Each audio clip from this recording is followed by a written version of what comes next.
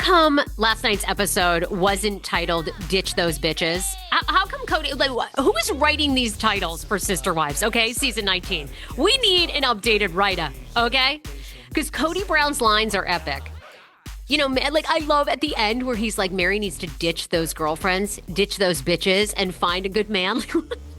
That right there should have been the entire title of last night's episode. It's the Coyote Pass showdown, y'all. It's coming. It's coming, and it kicked off last night. Thank God for new content. Last night's episode, season 19, episode 18, Money is the Root of All Evil. It was a juicy one. Okay, we finally got some new tea, and we finally are seeing, like, Christine and David's dynamic. They buy the Airbnb in Moab, Utah. We're finally seeing their dynamic. Like, this is what we want to see. David letting this queen live the life she had never experienced with Kody Brown. But let's backtrack. Welcome to the podcast. I'm Sarah. You're here at the Sarah Fraser Show. I'm so glad that you found me. I do Sister Wives content nonstop. I'm actually more obsessed with all the Sister Wives, all the tea that's going on with them outside of the show than I am with the show. But, you know, we cover it all, okay? We cover it all. We've been doing recaps for many years now of the Sister Wives seasons, and I think it's still good. I know people have mixed reviews, and I was not thrilled. My microphone. I was not thrilled last week with that rerun, that lazy ass rerun, season 19, episode 17, where they just replayed the same old clips of Christine's wedding. But we're moving on. Okay, we have short memories, and last night was juicy. So we open in Parowan, Utah, where Meri lives with her girl Jenn. And aren't we loving Jenn? I am loving more screen time with Jenn. You talk about a spinoff. Jen Sullivan, Meri's bestie, needs to be in every spinoff conversation. She is real. She keeps it 100. Wait, is she the friend that we all like, or is she too much in Meri's face? Like, she doesn't let Meri get away with anything. She's like, Meri, you've been in the patriarchy. You've been always married to a man who controlled everything. You got to check yourself, boo. Like, people are loving her friendship. And in fact, after this episode aired, she even dropped, like, she's like, I'll be a bitch all day long on her Instagram. You all should follow her. I love me some Jenn, really. JustJennReallY. She posted earlier tonight, I match energy. I will be kind and respectful until you behave like an asshat. The worse your behavior gets, the less filtered I get. Hashtag bitches get bitchy. Hashtag been called worse. Hashtag long time coming. Hashtag proud bitch. Proud bitch, keep on burning. There she is. So we open in Parowan, and they are talking about the showdown that potentially could be Coyote Pass. We find out that Meri, first of all, we open and we find out that how Meri got Zona, okay, which Meri, I think, has already shared on her Instagram. But Meri, being single, would head to the, the animal shelters, love on the animals, take care of animals. She loves pets. And one day she walks in and she sees Zona, and they lock eyes. And that was it for Meri. Meri was like, I need this puppy dog. I love her. So we find out that Meri and Zona have this special connection. And then we get into Coyote Pass. Yes, please. Because I'm going to tell you how much Coyote Pass is reportedly valued at. So Coyote Pass chat, Meri has now been divorced for quite some time, well over a year when these scenes were shot. And Janelle pops in and says that Kody has given the women zero communication when it comes to Coyote Pass. So Kody doesn't fill them in on, like, are they selling? Is he going to buy them out? And then Christine jumps in, and Christine is like, hell no. I didn't want to do anything with him with finance. When we sold our house, I was like, I'll sign off my rights to Coyote Pass. I'm taking the money from my house. I want nothing to do with you. Because all the women have indicated that Kody had to control everything, which is very typical of polygamy. And also, Kody was really not that great at business. I mean, Robyn herself has described him as the Babe Ruth of polygamy, where he either gets up to business and hits a home run, or he's striking out, he's overweight, and he can hardly get to the bases. You know what I'm saying? Like, we're one or the other. So Meri, we find out, has been advised by Jenn and, her, of course, Janelle, to get a lawyer. But Meri's having a really hard time. She's really struggling with this because, and she even admits, she said, I know that meeting with Janelle, that Janelle is frustrated with me because And Meri's like, I was being super guarded. And there's still a level of like, Meri really loves Kody and protects Kody to some degree, is how I feel. Of course, my son is like yelling in the background. Hold on. Hey, okay, thank you. Sorry, I just had to yell at them. They don't watch Sister Wives. Um, Kody, doesn't communicate with Meri on Coyote Pass. And at first, Meri and Jenn are sort of having this conversation where it almost seems as though they're kind of blame Janelle. Like, yeah, Meri's like, I don't want to be pushed. And, it almost seems like they're going down the way of Janelle. But then Jenn jumps in and is like, Meri, there's only one person in this entire situation that has had your back and even given you like a heads up, and that is Janelle. So the women praise on Janelle. She's a girl's gal. She's been helping out Meri. Boom. Then we fast forward. Then we hop in to Coyote Pass. We go to Coyote Pass where Kody has announced to us last night that they are getting ready to sell Coyote Pass. And he's got a realtor there named Justin. Now, Justin was hot. Okay, Flagstaff, Arizona, you got some hot realtors. Now, he was really hot with his glasses on. Then he took his glasses off, and I was like, we went from like a 9 with glasses to a 7. Not bad. We're still above a 5. We're still, we in the ball game.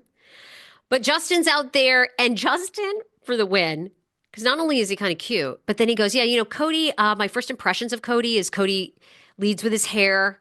He has a lot of hair. What? Like, Kody needs to be selling wigs at this point of Kody's hair. And Kody is spewing and unloading. These realtors, like, thank God for them. Not only do they sell our properties, but they are freaking therapists as well. Kody is unloading on poor Justin, telling this man, and he's sitting there looking like, how long is it going to take me to get this listing agreement for the love? Kody's like, let me tell you something, okay? Don't let one of your wives live in a camper with dogs. It's not good for a marriage in an RV, okay? Because one of my exes lived in an RV over here with a bunch of dogs. Not good for my marriage. Justin's like, yeah, I wouldn't imagine so. Like, anyway. And then Kody tells Justin, Kody goes on to spew. This is like what I love about Kody. There's no self-awareness.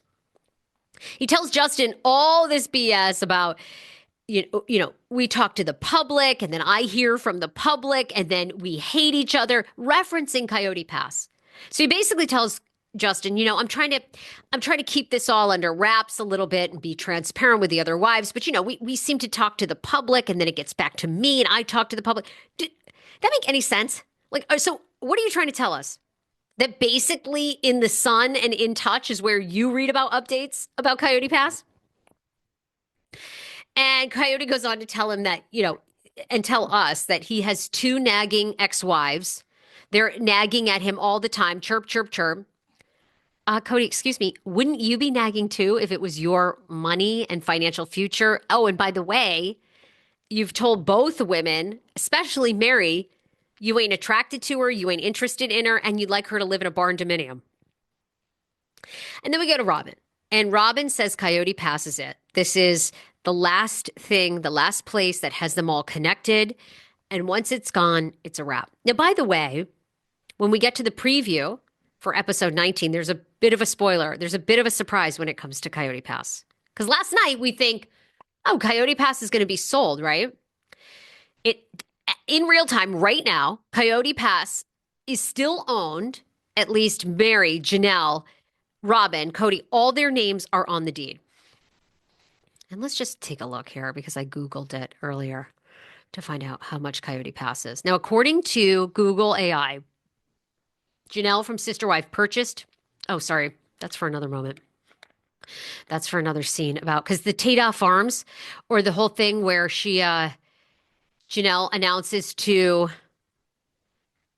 Christine that they are moving and buying Tada Farms was shot out of sequence. But okay, how much is Coyote Pass worth? Okay.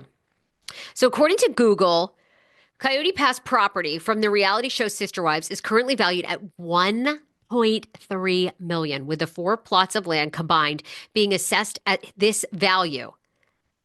The Browns originally, if you recall, bought the property in Flagstaff, Arizona for $820,000. So Janelle and Maddie, so then we go to this is the scene. This is all kind of tied together. Then we go to the scene where Janelle and Maddie are on a Zoom with Christine to announce that they have purchased property in North Carolina and they want to open a flower farm. They don't announce last night that it's going to be called Tadoff Farms. All they say to Christine is, we know we want flowers and we know a farm and we want people to be able to gather there. And Christine looks so good. By the way, she looks like she had like a makeup and hair artist come in. She looks Hollywood on this Zoom. The lighting is popping. David pops in. And so if you're also wondering, well, wait a minute. When was season 19 shot? When did Janelle purchase Tadoff Farms? Okay, well, everything has been shot out of sequence. We know that scenes were shot after Garrison's passing for this season of season 19.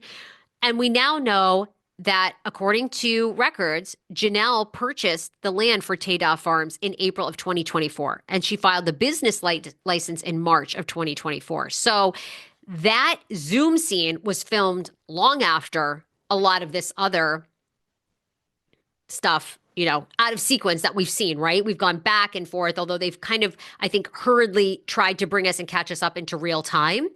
So that was another jump of them bringing us more to real time, if you're following along.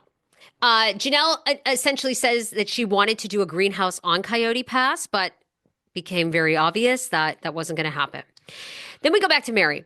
She talks about Kody saying to her when it comes to Coyote Pass, and this has been such an awful sore subject and terrible to read about. But Meri says again last night that Kody would often say to her that Meri should get less of Coyote Pass because she only has one child. And of course, that's such a dick move because we know that Meri struggled with infertility for years, tried desperately to have another baby, and it wasn't possible. And Meri's like, I paid in. And not only that, Jen's like, excuse me, thought you guys all pooled your money. But you, Meri, out of your own money, paid for Leon's college, Leon's car. And we are told last night that nobody really knows where the family fund money all really went. And Kody comes in and he's like, yeah, well, we had so many kids and we were trying to make the best decisions. I thought you were like this great business person. Okay, we know he's not. We know he's not. And like I said, I hear from a source that they do not have as much money as I believe that they have. Somebody that's close to the family has slid into my DMs and has said, Sarah, love your stuff. Listen to the pod. You're right about a lot of things, but it's a lot of smoke and mirrors with the old Kody and Robyn. I'm still like, okay, it can be smoke and mirrors, but they purchased over a $2 million house. Like you have to have funds to put up for that with that. So we just find that like Kody really stuck it to Meri, that Meri paid for so much stuff out of her own money. And Kody always says to her, well, you got your wet bar. You got your wet bar in Vegas. And Meri's like, yeah, I wanted one thing, a wet bar. Like, can I have a wet bar? And how is that being held against me with every other financial decision sense? And then Jenn and Meri talk about the way Meri grew up and how Meri doesn't want to rock the boat. She's been in polygamy for so many years. The man always ruled the roost. And so it's really hard for her to take care of and put herself first. Meri also confesses that she's the perfect ex-wife. She asked for no alimony for Kody. That's why Kody has to be shaking in his boots with this Christine lawsuit over Truly and child custody and also for child support. I'm loving this. And also, by the way, so Kody gets a lot of crap for last night's episode, is getting a lot of crap, and rightfully so, with Coyote Pass being secretive, not selling, not being transparent. But I also would love to know, like, based on their all of their incomes, selling the property might put them in a whole new tax bracket. I don't know. They don't even mention that. Like, let's get into the legalities of this.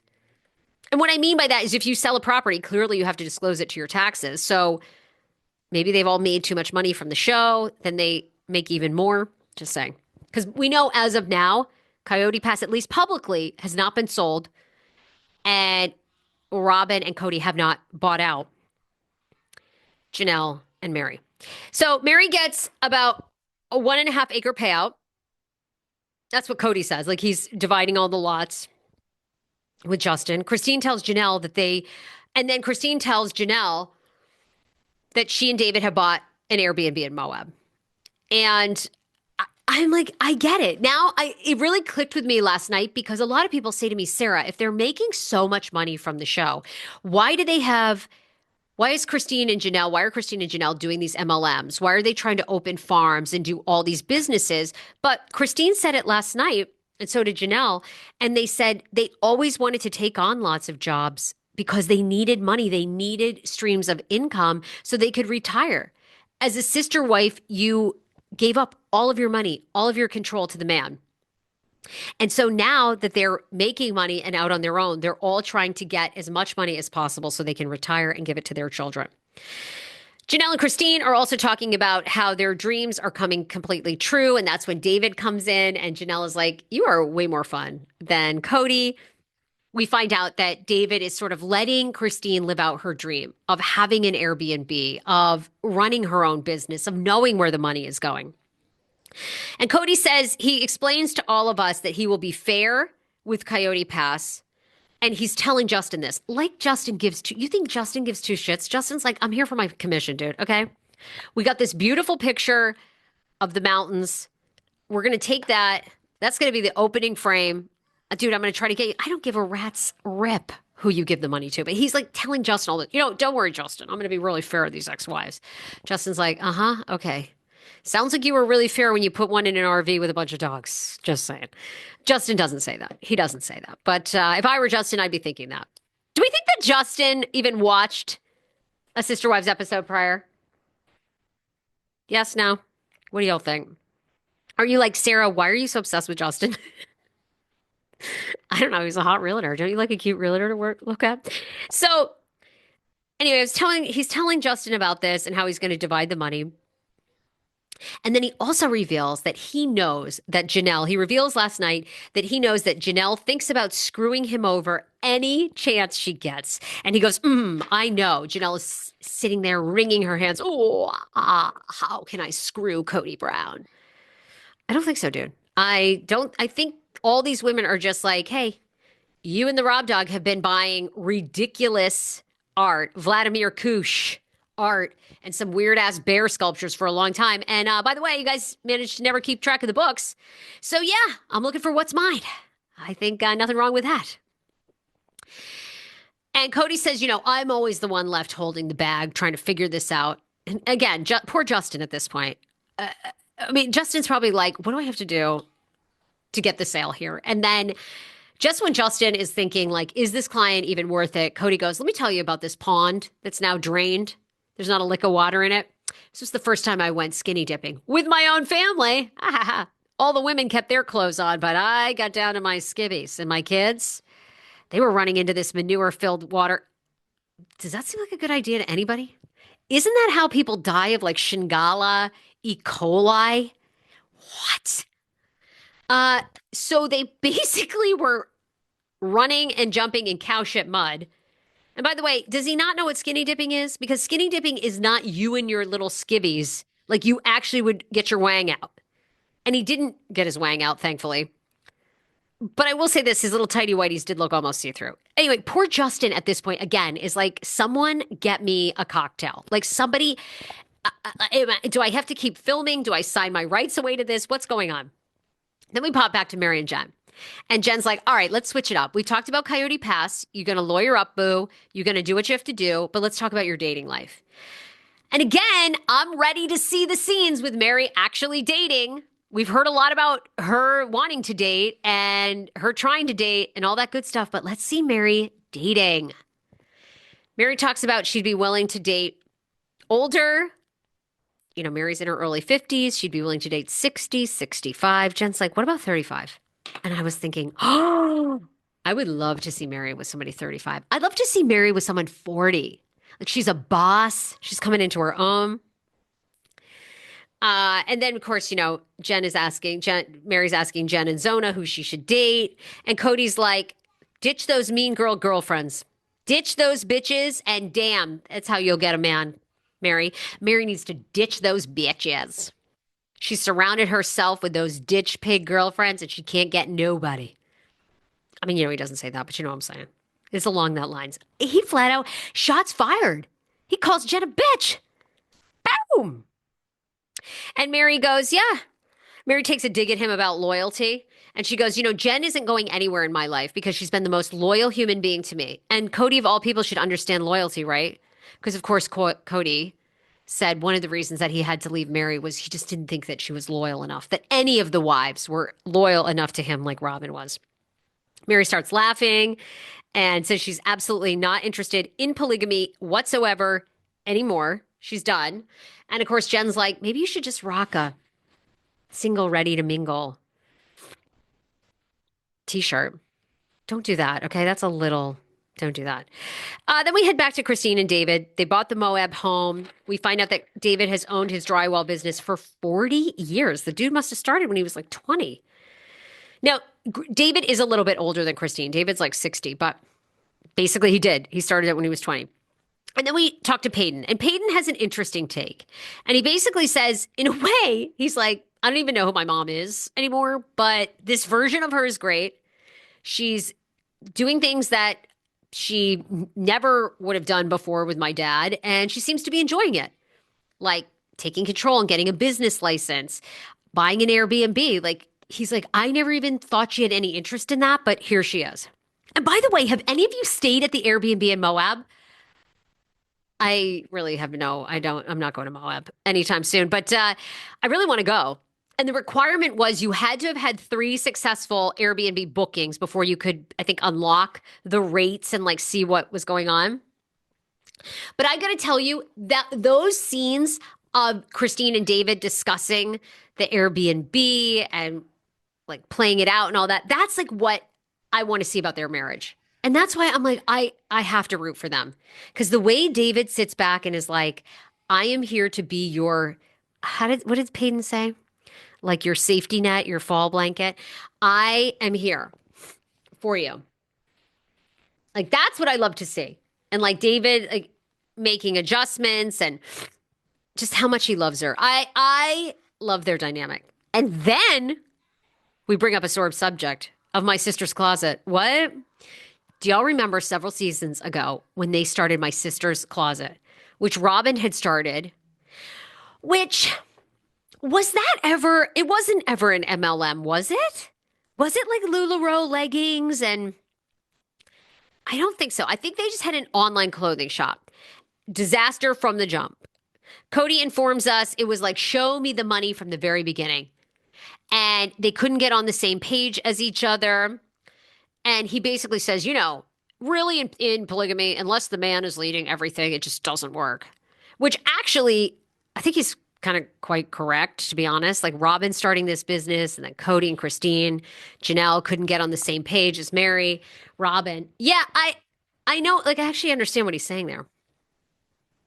So we get to see it, and we get to see Robyn talking about how, awful My Sister's Closet was, that it was just so sad. She had these beautiful visions, and then no one could get along. You don't say.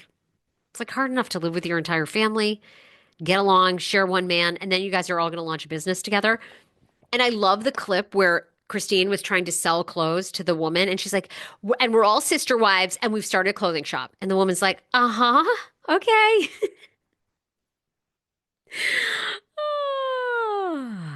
But I love how happy Christine and David are. And then we pop back to Coyote Pass one more time to look at the view, which is stunning, by the way. And they leave us, TLC is amazing at doing this. They leave us with like a cliffhanger of all cliffhangers because basically Kody says to Justin, you've got the listing, you've got the property. Boom. And be in touch with me when you get some offers. Okay. Like, what are you listing it as? Let's tell us here, okay? Drop a number, drop a little Cairo at the bottom, a little graphic that says Coyote Pass valued, being listed for 1.3 million. Like, that would be helpful. They don't do that. Instead, they go to next time, the preview for episode 19. Season 19, episode 19, baby. And Meri and Janelle are lawyering up. They meet again. They do a Zoom. They discuss the lawyer situation. We see Christine and David checking out their Moab Airbnb together. And then, Kody and Robyn and their family unit and kids are having a picnic on Coyote Pass, and we are left with the cliffhanger of all cliffhangers, which is that Kody and Robyn in that moment are like, I don't know that we want to sell. We love it here. Like, yes, there's terrible memories. Yeah, we're not speaking to any of our sister wives, but boom. Do we really want to let this go? What? Excuse me? So here we go. Is that why it hasn't sold in real life? Are Kody and Robyn going to buy them out and keep Coyote Pass all for themselves and potentially their kids in the future? Hopefully we'll get some answers next week. But will we? Knowing TLC, will we get any answers? Or will those come in season 2022? Season 22. I don't know. Okay, there you have it. We have a lot of tea to get to. I'm going to be doing an entire breakdown. You can look for that coming up in the next day or two here. But Christine and Janelle recently did a podcast where they interviewed one another. And they had a lot to talk about. Rogue Energy was the podcast. I'm going to be doing a review of that and other news, breaking news that's coming out of the Sister Wives world. So stay tuned to that. That's why you always want to subscribe to the pod. And then tomorrow and Wednesday, I have a 2-part interview with my girl, Meghan McCain. Famous Meghan McCain from The View. She also loves reality TV. From The Curious Case of Natalia Grace to Bravo. Well, we'll see if she watches Sister Wives too. But Meghan McCain and, of course, the daughter of famous Senator John McCain joins the pod in a 2-part series. Thursday, David Yontef behind the Velvet Rope comes in with the latest gossip from the Bravo world. Friday, we're probably going to have some breaking Sister Wives news. And then the weekends, we do episodes. We drop a pop culture episode depending on what's happening every single day here at TSFS. Okay. Love you all. We'll see you soon. Bye, everybody.